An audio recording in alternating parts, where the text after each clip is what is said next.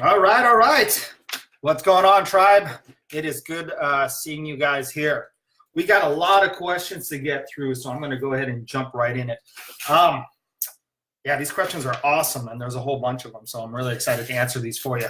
You're really utilizing this platform well when you ask us questions. So here we go.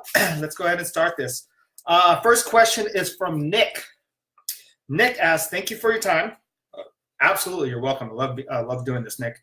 When forming a potential partnership with someone, what steps need to be taken to protect yourself and your business? Also, what is the fair split for a potential partner, and how do you determine what is fair? One of the first things that I look at is, if I'm going into a partnership, is who's putting in the most money, right? So money is really, really important. And the second, who's going to put in more time, and who's going to have what responsibilities. So how I tend to look at partnerships is I look at it designated based on what each person is going to do, what are they responsible for, and who's really putting in the most money, right? Because at the end of the day, what we want to make sure is like who has the most skin in the game. And if someone's like, let's say your startup cost is $200,000, and one person is putting $50,000 and the other one's putting $150,000, that's a pretty clear understanding on who's going to have what part of the equity on it, and also what the responsibilities of those people are. So there's not a cookie cutter formula to partnerships and like what kind of equity is going to go, who's going to own part of the, who's going to own the majority stake of the partnership, or if you're going to do it half and half. But what I would do, right, and I'm going to make this really kind of general. What I would do in forming a potential partnership is, one, make sure you have some kind of legal involved, right? Here's the thing. You and like your best friend, your brother, whatever it is, someone that you absolutely trust, you guys can form a business, but I guarantee it, most of the time, and I've seen this so many times, once it grows and there's money involved or people are losing money, all that crap flies out the window. So what I would do is treat it like a business. First, I would hire an attorney to make sure that the contracts are legal and you can really understand who's getting what, who's getting what, and also what the duties and responsibilities are. Now, after that, from a general terms, I'd based on like who's going to be doing the work and who's going to be putting in the most money, and then you can kind of negotiate, what kind of split is going to be fair, right? Because like what you want to do is make it fair. It's whoever is going to work most on the business. I have never been a proponent of going 50-50 on any kind of business. If I'm going to captain the ship, I'm going to be at least 51%, because I just don't want any. This is me. I need to make a firm understanding on who's captaining the ship, because if you have two people and you're arguing all the time, then you're not going to get any kind of business done. And then when you guys get pissed off and you go into litigation, then your whole business fails. So one person needs to be a clear leader in that partnership. So hopefully that helps a little bit. I would, again, get an attorney or get some kind of legal counsel to make sure that when you do draft up a partnership agreement, that you guys understand it clearly, who gets what, who does what, and all that is squared away. And again, I would base it on who's doing the work and who's putting in the most money for the business to determine what split you're going to have. So good luck on that, Nick. Next question is by Big Joe. Joe, how is it going today? I have a team member. This question sucks because nobody likes to be in this situation. So I feel you on this one. I have a team member that I'm letting go today. This is the worst part of my job, but I know that I have to do everything I can but I know I have done everything I can to coach, guide, mentor, etc. this individual. At the end of the day, she's pulling across the grain of our culture. So basically, this team member is really not supporting Joe's company culture at all, and is literally tearing my team apart. 90 days ago, I put her on an additional 90-day probation period. I have documentation, even though we are a right to work state, and she's within the probationary period. So here's a question. I had to do this in the past, and I always seem to fumble on it. I practice and even write it out with some key things ahead of time. What is the best way to deliver the news and fire someone? Thanks always for your guidance and insight.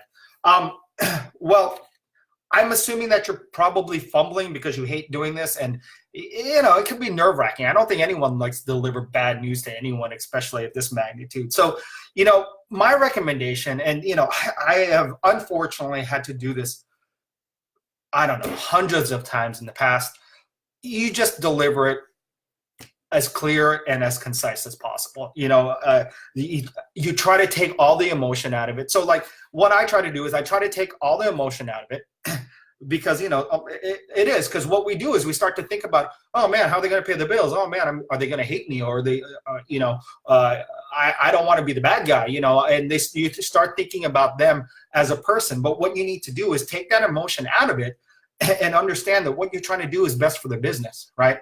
And when you look at it that way, when it's like it's clear cut, black and white, this person is not performing in a way that's conducive to supporting the company and making it successful, that's evidence enough to be able to deliver a message of, look, it's not working out within in your position, and I think we need to part ways. That's as clear as you need to be, right? You have to make it a business case where it's like, okay, your actions in support of our business is not congruent with what the business needs. Therefore, it's better to separate at this particular time.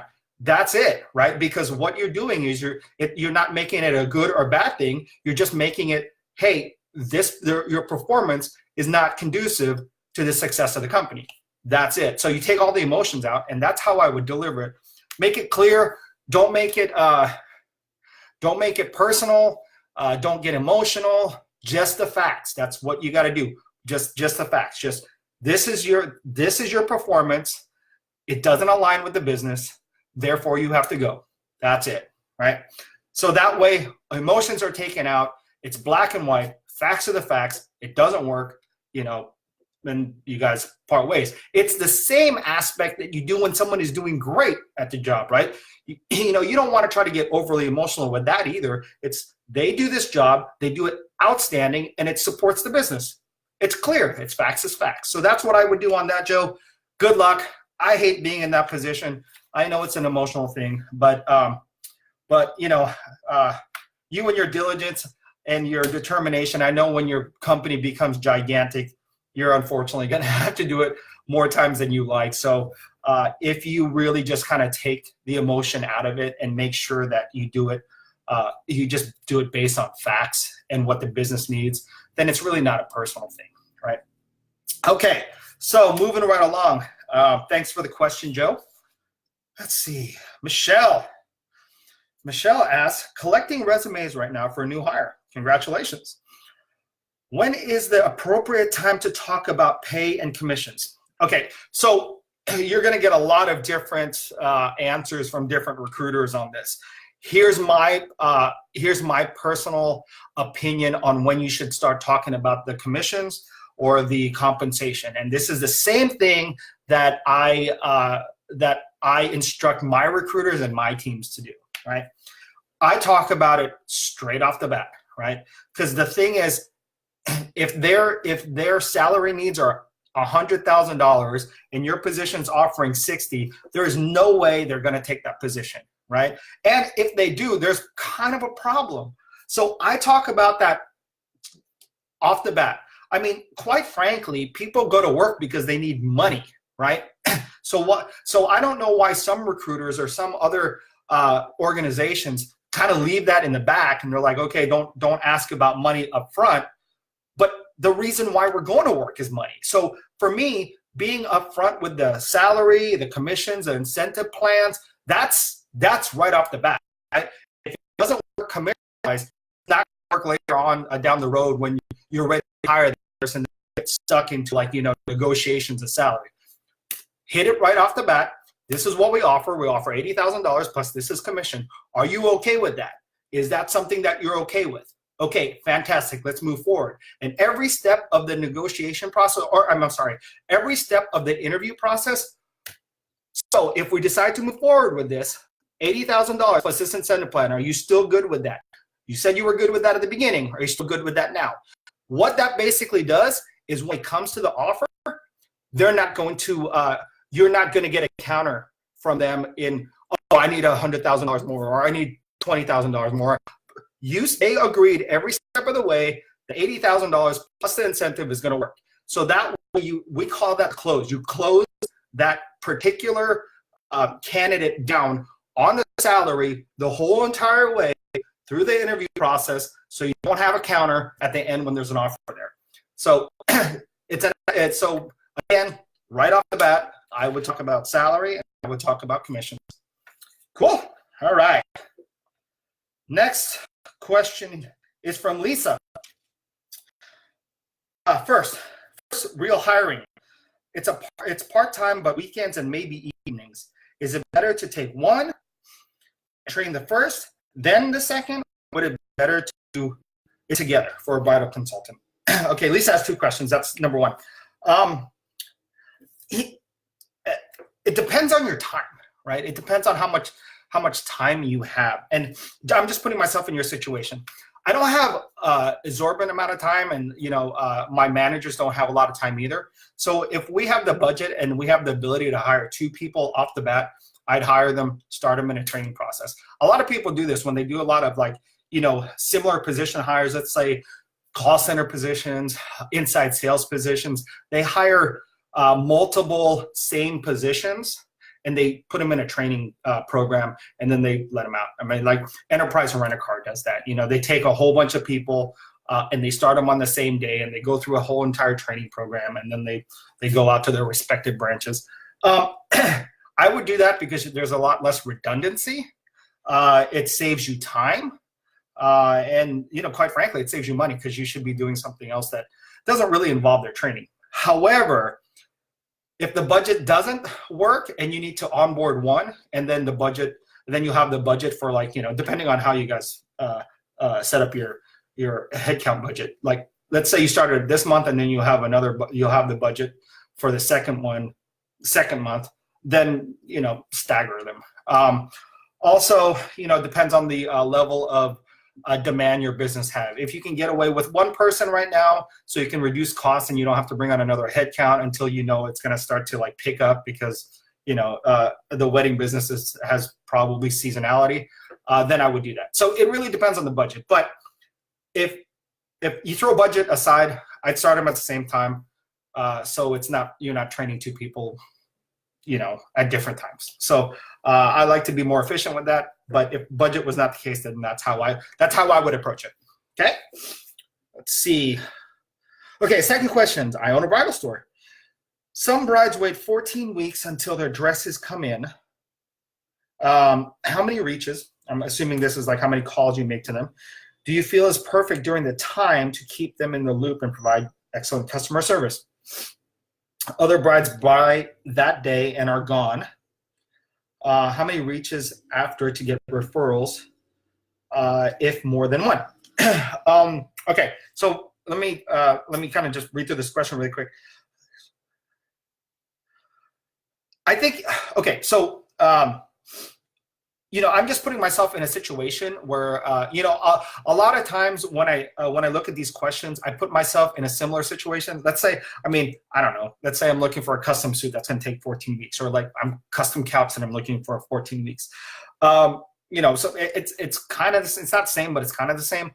I would want communication every couple of weeks. Even if it's an email, and even if there's nothing, I think, we do that with our hiring managers and the people that we're supporting now. Even if we're not producing anything or we're just giving status, over communicating in that way, it provides such an excellent customer service. Because the one thing that I don't like doing is I don't like making my customer wonder what's happening with the service, right?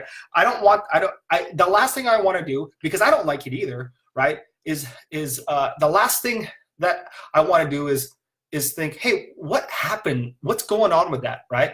And then when I feel like I need to reach out, then I'm getting annoyed. So, I think the intervals for when you should reach out is maybe an email once a week, like at the tail end of the week. Hey, your dress is at this particular status right now. Everything is going fine. And then the next week, I maybe pick up the phone and just say, hey, the dress is still moving right along. There's not a problem. I would call and, this, I'm just just kind of putting myself in this situation. I think, a lot of brides and even grooms, they try to lose weight through their entire process before the wedding. I think maybe, I don't know, I would love, I'm not ever going to buy a wedding dress, but if someone called me and say, hey, you know what, is there any changes that needs to happen? We can fix that right now. So I like the constant communication. So maybe an email once a week, maybe a phone call every 2 weeks, and then how would I reach out for referrals? I think maybe in this case I would reach out. Maybe you can have I know some businesses, they have a card, right? So like after they buy the dress or they order the dress or they order something, they have a information card on like, hey, how did your experience go during the retail process or buying the process? And would you recommend anybody to of our services? That way, there's two things that are happening here. One, you get the opinion of how you performed customer service wise on the initial consultation, because they give you that feedback on the card. And if they like it, then obviously they're going to write down somebody that might need help too. Then I'd probably do the same thing at the end. If you delivered really great customer service and when you delivered the dress, maybe you can have another card and say, so what was your experience doing that? That gives you data on how, when you want to improve your process, you don't sit in a room and try to figure out like, how do I improve my process?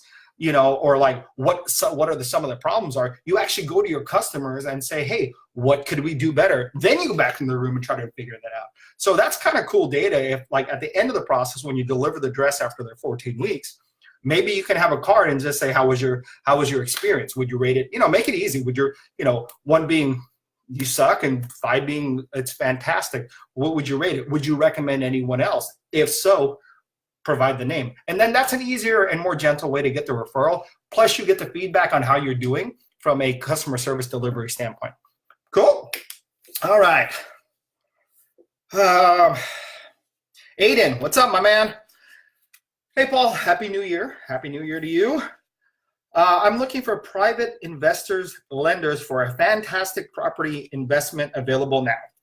What is your advice on how to make this happen? Okay, so a couple ways. This is the first thing that I'm thinking about. A couple things is this is it's a real estate property. So I would imagine that you can probably get a bank loan if your credit is worthy. Because it's collateralized, so there's a real estate backing on it. So that's my first thing. I would go and talk to banks and see if they'd lend you money for the investment. So, which is pretty much how most people do it, right? So that's what I would do. Now, if there's a hiccup or if there's a challenge with getting a loan, then just like any business or any kind of investment venture, the first thing that people do before they kind of reach out to anybody is they do something called FNFs, right? FNFs are friends and family. So you would want to ask your friends, because those are the ones that are going to that know you, that know your credibility. Obviously you don't want to screw any one of those people over. So you want to ask them for money. That's usually how a business starts. They go they go into their FNF market, friends and family, right? There's, it's funny. I know I talk to Sean about it all the time, and we get really, really irritated by everybody blasting us with like, hey, invest in our company, invest in our company, invest in our company. And what's idiotic about that is like that's not how it works, right? The only way that I or probably Sean or any of the other mentors are going to invest in the company is that there's a track record and there's a history of profitability within that company, right? I have not and will never invest in a company that doesn't show revenue. and that doesn't have that the founder or whoever started it didn't put their own cash into it, or didn't put their own skin in the game, right? You can't just ask somebody for the money. So again, what I would do is try to get a bank loan, and then go to your F&F crowd. So you know, if you're gonna try to hit up random people, you know, that's just don't do that. That's like the worst way to do it. It's actually kind of immature, and I don't know. It's really immature, to be honest with you. So F&F and the bank loans. All right. Next question, Mark. Paul, I feel that it's almost impossible to find someone to hire these days. I have specific criteria I have to fulfill to be able to hire somebody. All right.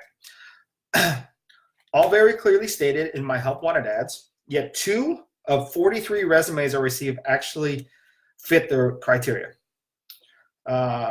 Is it something we have to deal with when employment numbers are so low, or am I doing something wrong? Okay, you know what? That's probably the average. You know, like, it doesn't matter if you're a small company or if you're a gigantic company.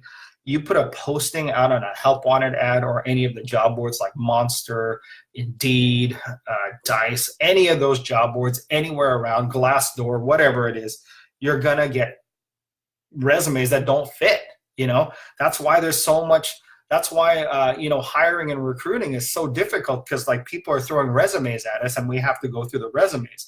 And most of the time, like I don't know how many positions that we have on our boards here, but I know, like, I can see the summaries of the emails, and we're getting hundreds of applicants a day, and none of those really fit. I mean, like sometimes we're looking for a software developer and we get someone that's a barista at Starbucks, you know, and what people are doing is they're just trying to apply to everything, right? They just kind of blow up your inbox, you know? So that specifically is a problem with what we call post and pray. So when we post something on a job board or a help wanted ad or whatever, we pray that someone good is going to happen, right? So it's not the best technique to do, and that's why we have staffing agencies like us. Is because we need to proactively go after it, right? So, you know, depending on the position that you're looking for, our recruiters really we rarely hire anybody that we find that apply to our job.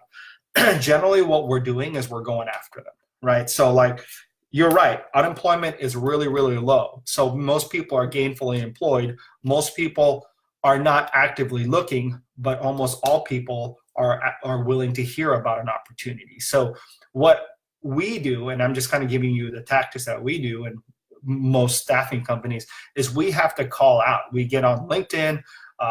Some of our recruiters get on Twitter, on Facebook, or wherever we need to find someone, and we engage in conversation with someone that has a background that's very similar, right? So Mark, you just asked a question. I've been using Indeed and Monster. If you have a Monster resume database search, you can go ahead and go in there. You just type in the keywords. I'm looking for this skill set. Let's say you're looking for a software developer. I'm looking for a software developer that's coding in C#, that's on a .NET platform. And then you start to read all the resumes, and then you call them, right? The best candidates are gainfully employed, to be honest with you, right? So what you want to do is actually go out and do it. Indeed, you can do that on Indeed too. Indeed's a great search platform. However, it's what you want to do is go through the resume database and then send them a message, right? So that's where you're going to find your best candidates, is if you actually go after them rather than kind of waiting and applying. So, but other than that, everything that you said here is basically everything our clients say too. I mean, it's a very difficult job market. The talent is tight. You know, we're in a employee market where employees can have multiple offers at this particular point if they're good. So it really is making sure that you find the right candidate and engaging them into conversation, and making sure that when you engage them, the opportunity that you have, right, is compelling enough for them to actually take a look at it, right? So you need to believe in the company and making sure that you can sell the company and why it would benefit them, And a lot of that is just asking the questions. When you're engaging candidates, I think too many times what recruiters or what employers or whoever does is that we do something like a word vomit. It's like we tell everything about the company. We're like, this is the company, this is this is that, this is that. Oh, we have a ping pong table, and we have you can bring your dogs to work, and which is great and stuff like that. But sometimes that doesn't hit their needs. So like good recruiters who will always ask what's important to that person in their next opportunity or what's important to them in general. That way you can put the puzzle pieces together, right? Like what's important to you? Okay, career growth, fantastic. Here, we're a small company and we're growing year over year at 200%. So there's going to be a lot more opportunities for upward mobility. So, you want to make sure that you're attaching what their key points and what their hot buttons are with the opportunities, and not just kind of word vomiting the opportunity, So hopefully that helps. It's really a slight tweak, Mark. Just go on Indeed and go on Monster. Indeed has a resume search function. Basically, how it works, I think there's two plans. They have these a la carte systems where you can post, and then it's a couple cents per every time they click and if they apply. And then you also have the resume search capability. I think one's $100 a month, the other one's $250 a month. And basically what you do is you can search the resume database. You can send them a message. If they reply to you, they'll give you a credit back. So it's a cool system. I mean, Indeed is the largest job board in the country, or actually in the world. So do that on Monster. If you have access to Monster, go ahead and if you have access to the resume database search, use that to try to find your right candidate and engage them. Okay. Let's see. Heather. Okay. Hi, Paul. I started adding benefits for my employees, but I have the tendency to overdo it when it comes to extras. With me still being a small business, are there benefits you think are better to offer and keep employees aboard? I want to keep people happy without going to the poorhouse. Okay. When you're small, it's really, really difficult because benefits and these benefits, retirements, insurance, whatever extra outside of the financial compensation is hard. I think the basic one, and I think if you are able to, now you don't have to, but if you are able to, medical, dental, vision, right? Medical, at least medical, right? At least medical, medical, dental, vision, fantastic. But those are the ones that I would go for. I mean, 401k, retirement plans. I know some companies offer like Aflac and stuff like that. Just do your medical, dental, vision. You're going to be on par with everybody. You're going to be more. You're going to be better than most small businesses by offering medical, dental, or vision, or just medical, dental. Vision is like, I don't know, $8 a year or something like that. But that's what I would offer. And then, if you really wanted to be more generous, then pay the whole entire thing for the employee, right? You don't have to do it for the family members, but pay the entire thing. I think, I could be wrong, but I know we're mandated to pay at least 50% of the medical charge every month. So like if you pay 100, that's fantastic. And then you don't even have to worry about any of the retirement stuff. Just that's what I would do until you get bigger, right? Because once you start putting in retirement like 401k, then you have to get third-party administrators, and then it gets really convoluted and really difficult. And then you got to make sure that you're not over contributing to yourself and not contributing to them, or you get penalized and you get taxed. It's just kind of a mess. But I think medical, dental, and vision are perfect. So I would do that. And if you do feel over generous, just contribute more to their coverage, or to their premium every month. Okay. But yeah, that's the big benefits. I mean, everything else, when it comes to benefits, I don't. That's really the biggest kicker for pretty much everybody that I talk to. Okay. Let's see. Next. Okay, I hired a virtual assistant to help me with some tasks that I really need help with, around research, auditing, maybe social posting. Should I have the person sign an NDA regardless of where I know them or not? I want to do that. Yeah. I would sign an NDA no matter what. I don't care if they're my friend or, again, we have to understand, kind of like what Joe's question is, business is business. And then at the end of the day, you got to cover when I look at business, I look at it as like, it's my child, right? You got to protect it. There could be accidents, like, you could have, and I'm just going to give you, you could let your mom take care of your child, and she accidentally hurts the child, so like, that's with business. You got to treat them like your baby, because like they need to be taken care of. So like, it could be accident, it could be like, it doesn't have to be malicious, but sometimes things cross the line. So I would always have yourself protected. I would have them sign an NDA, and if you can, and if it's enforceable in your state, a non-compete, just everything that's going to protect your business. So, okay. Let's see. Michelle. Hi, Paul. How would you structure an incentive program for part-time and full-time employees who are not salespeople, but bring in business or an account to the business? I was thinking of a bonus depending on the amount and the longevity of the account. Just to simplify it all, I would probably just not do a bonus and then do a commission, right? That way it's really, really straightforward. The calculations are really, really easy. Basically what you do is like you give them a commission on the net profitability of the account or whatever they bring, right? So that's really straightforward. So if the net profitability is $10 and you give them 10%, then they get $1, right? So like if it's $5, they get 50 cents. So it's clear cut, it's dry, it's just easy, and you don't have to go through like, you don't have to go through a massive calculations.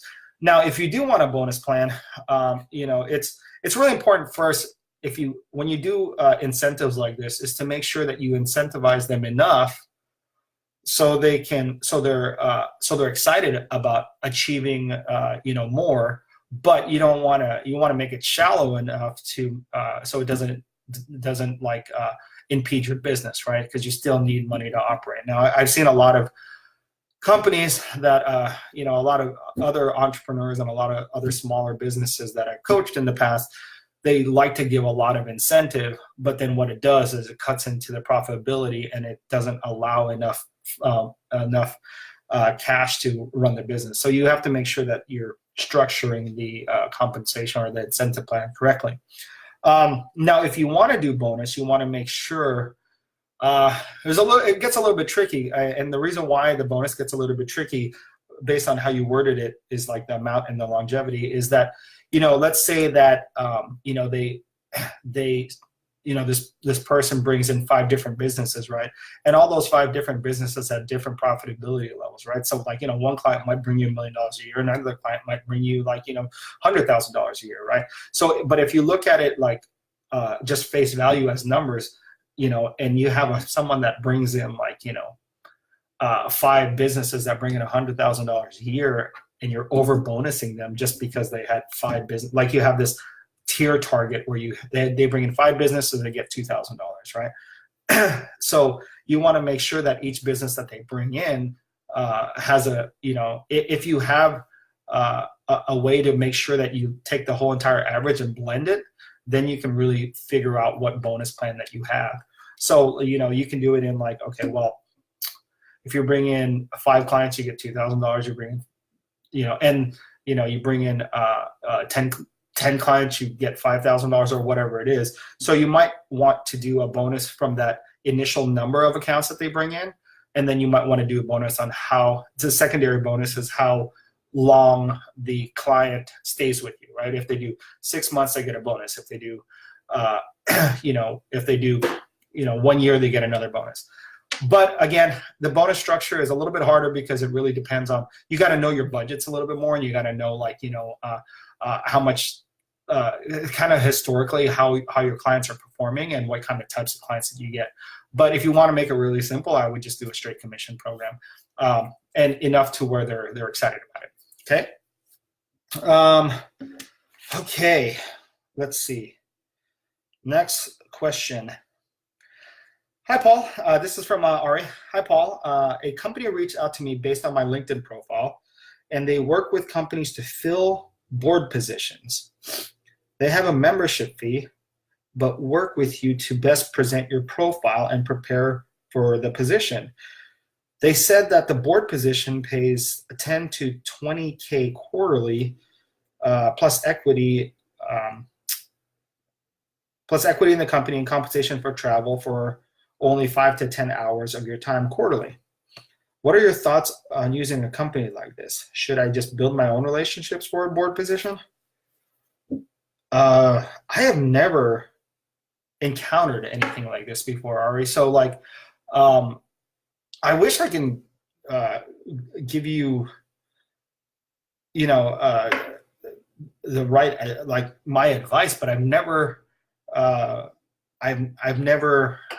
encountered a service that does this. So I don't want to answer. I don't want to ignorantly answer anything for you. So it's maybe something that you might want to pose to the other mentors.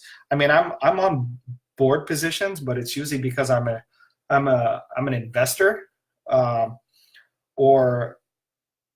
it's a nonprofit board and I know them personally. But I've never seen a service that does this. So I'm not the right guy to answer the question. So I would pose it to the other mentors. But thanks for the question. Last question is from Patricia. Hi, Paul. Best advice for paying to play. If you had $5,000, what would you do first, knowing what you know now? So, Patricia, I think you're asking me, maybe if I went back in time, I had $5,000, what would I do? I would make sure that I didn't do it alone so much. I wish I was on a platform like Most Won't, I Will, that I had access to people that actually started businesses, and not just businesses, but successful businesses that have that have longevity. I think anyone can start a business and anyone can make 1 or 2 million, 3 million, 10 million, whatever it is, in revenue in their first 5 years. But if they also have longevity, that's a whole different story, right? Because business keeps on failing. So if I had $5,000, what I would do different is I would try to get as many mentors as possible. It's not going to exclude me from the success, or it's not going to exclude you guys from the success that you're ever going to have, but it helps getting over the hurdles that really delay you to getting to the success that you want, because quite frankly, I think all of us have been through some kind of difficulty in business, and and it's not the first time anyone's been through this. So for someone to give you advice, I would spend gladly $100,000 on getting help, so I didn't have to go through 10% of the crap that I went through when I was building this business. So that's what I would do. Other than that, yeah, that's it. Hopefully that answered your question. But guys, hey, thanks for all the questions. This is awesome. I haven't had these many questions in a long time. You guys are really stepping it up. 2019, new year, new you, huh? So that's awesome. I will be back in 2 weeks. Don't hesitate to ask the questions. I love these questions. It makes my time that I give here really worth it. Again, I want to thank Sean for the incredible work that he's done to set up all these mentors for you, ending with that question, man, if I had this when I started, it would have been so much easier. You know, and the price point that is given is really, really incredible. You know, so like, I mean, I even learned from the other mentors here. So like, great stuff, man. I wish you the best weekend, and then let's kick some serious ass in 2019. Again, I look forward to seeing you guys in 2 weeks. Throw me as many questions as you can. I love answering them. Other than that, go kick some ass. See you guys.